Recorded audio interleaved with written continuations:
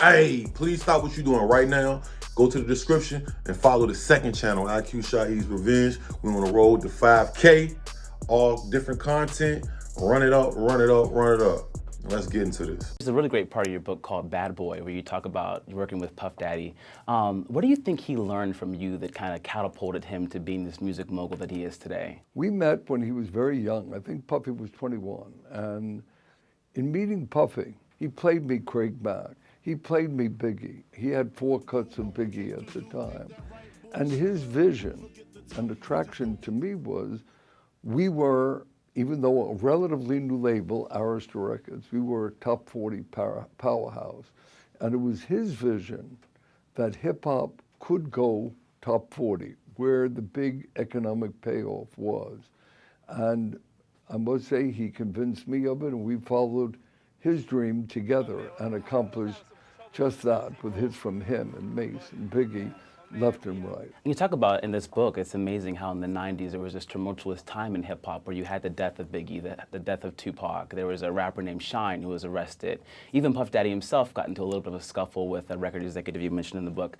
And you said that you never really unwavered your faith and your trust in him to lead this team that he was leading. Why is that you always, kept the trust and faith in him? Puffy loved music. We had a very open, honest relationship with each other, and his vision and our strength and ability and being able to fulfill someone else's vision was working like a charm, so that to some extent, in looking back, I write in my book, I could be Mr. Magoo. I didn't, I never had a bodyguard. Maybe I was in the midst, and of course I read. It's not that I was not aware. I'm a hands-on guy, but I was always treated by the hip-hop community with enormous respect, whether it's respect for all of the music and artists I've been involved with.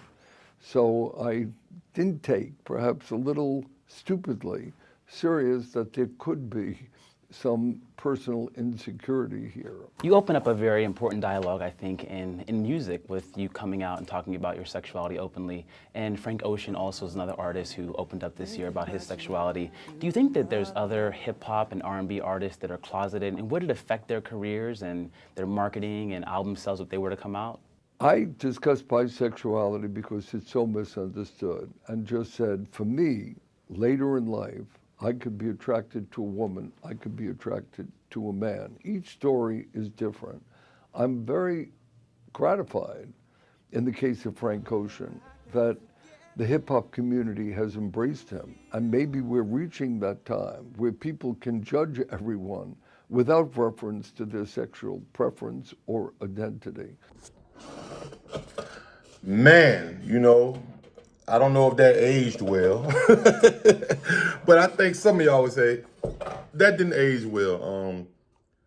So Clive Davis. So if you know who Clive Davis is, he's a very, very, very, very prestigious, top tier, upper echelon executive producer, CEO, CFO, all that. You know what I'm saying?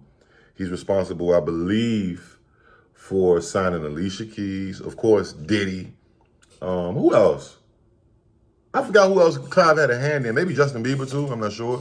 I remember it was like some group he had too. Old Town, some fake NSYNC shit. But he had a lot of big artists. Pause. No Diddy. Excuse me. Me personally, and I had to ask somebody. Who did I ask the other day? I can't remember who I asked. But I was like, yo, did you know that Rod? Clive Davis? I'm about to say something. Did you know that Clive Davis was zesty, right? Like officially zesty. Like he just told you he's zesty, like, right? He came out as zesty. And they was like, yeah, I was like, what? Not that I'm a big, and I have nothing against, I'm just saying I don't follow Clive Davis for what, you know what I'm saying? And on top of that, I didn't know that he was zesty. And I didn't know that he was, the one who put Diddy on. No Diddy. But that's actually an excerpt from when he released his book. And back in 2013, he released the book, and that's a flashback clip. But this shit is kind of making sense. I met Puff when he was really young. Not saying that I don't know. I don't know if he was like, Puff, can you give me some dome and I'll give you a record deal? Or I'm just saying, there has been influence around Diddy on some Diddy shit. You know what I'm saying? On some zesty shit. I never knew that. It's all starting to come together for me now, man. I'm just, this is allegedly, I don't know, you know what I'm saying? I'm not saying that Clive Davis wanted to get hit by Diddy or got hit by Diddy, but I know that they say a lot of the times, like Nori said, it's certain doors you got to walk through and shit. And I wouldn't, I'm not saying specifically just because Clive Davis is zesty. I'm just saying because of what Diddy's going through.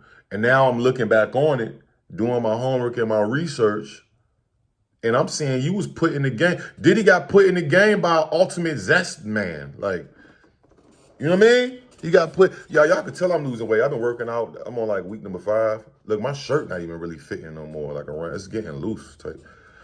I definitely lost about 10 pounds. But yeah, man, this shit is crazy, bro. I don't know what's really going on. I'm gonna be honest. That's a crazy coincidence that he got put on by a zesty record producer, and they saying he's a zesty record producer.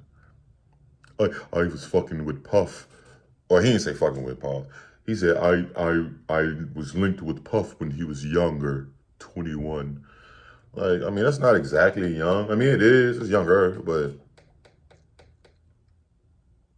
I hope not, man.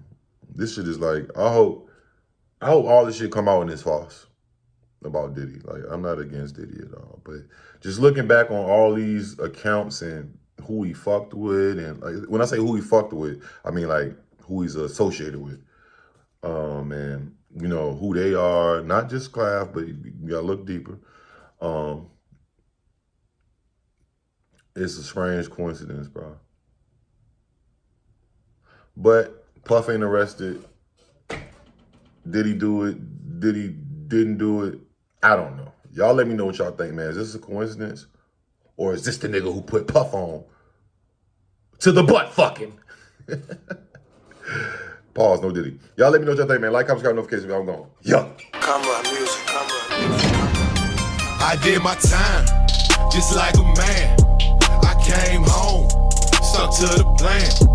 No more probation, you understand? No more probation, you understand? I did my time, yeah, just like a man, yeah. I came home, yeah, stuck to the plan, yeah.